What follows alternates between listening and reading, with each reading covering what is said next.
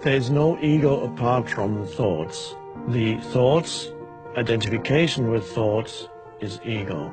But the thoughts that go through your mind, of course, are linked to the collective mind of the culture you live in, humanity as a whole. So they are not your thoughts as such, but you pick them up from the collective, most of them. And so you identify with thinking, and the identification with thinking becomes ego, which means simply that you believe in every thought that arises, and you derive your sense of who you are from what your mind is telling you who you are. Opinions, viewpoints of that's me. That's some people talk to themselves and then you are so good. Why doesn't the world recognize you? Or the mind says you're no good. Same thing. You're no good at all. You fail at everything, don't you? Again, and then you believe in it. And then you suddenly have a low view of yourself. Why you have a low view? Because you believed in your thoughts. And why are you thinking those thoughts? Probably you picked them up somewhere, maybe in childhood. Maybe your mom was so stressed out that you said you're no good.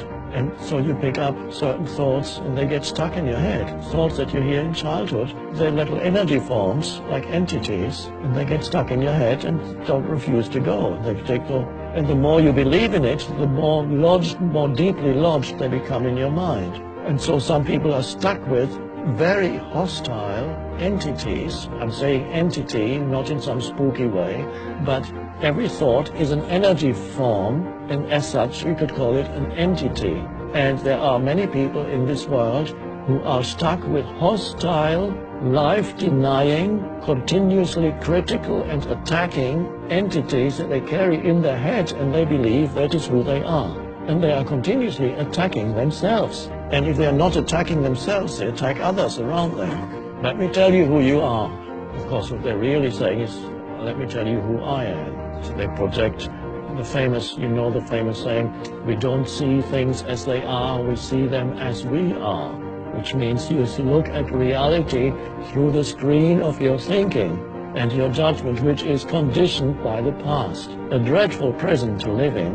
It's like blinkers, worse than blinkers. It's like looking at reality through heavy veils. So the identification with thinking, believing in your thoughts, having no space outside of the movement of thought. Again, here we come to the vital thing, lack of space inside. That is the unconscious condition, spiritually, completely unconscious. And then you are burdened with a heavy ego. You are the ego, which is not as an entity apart from thought. It is thoughts that you have identified with. And the first moment of freedom comes when you realize that certain thoughts have been going through your head for years, perhaps, and that they are only thoughts, and that you are not the thought, you are the awareness. Everybody's life, in daily life, things go wrong, you miss a bus, you get stuck in a traffic jam, or you lose some money. But yes, this is normal, but if you have the thought, bad things always happen to me, you're extremely aware of those things, and they confirm to you that the thought is correct. And this is the selective perception of reality through the screen of thinking. So the reality will confirm to you, and not only that thought or any thought of that kind actually attracts bad things, negative things.